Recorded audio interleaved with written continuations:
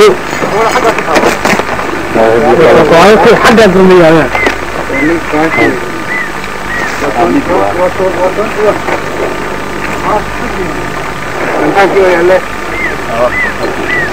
سلسلة ناشن عالمية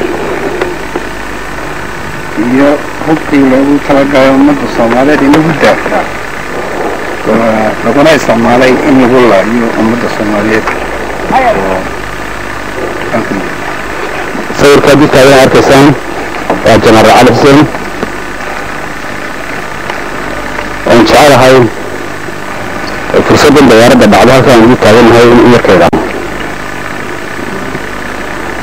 xaqiijinaysaa dhibaatada ummadda Soomaaliyeed ugu geystay ninkaasi iyo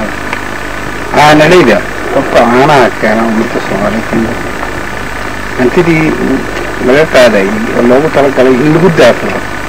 sidoo isaguna uu talagalay in ummaddiisii ku laayo ku daafo taasi waa sawir buuxa oo tusaale ka bixinaya nidaamka suu adeegsaday عشورتي المدة سنوات اللي قاعدين يجي يدل لي الريد هو الصاج شرا المدة ورا صار له والله الطيارة ده كل على نهر بس شفتها قياستي لاستي 10 كيلومتر 6 أمداد ولا عليه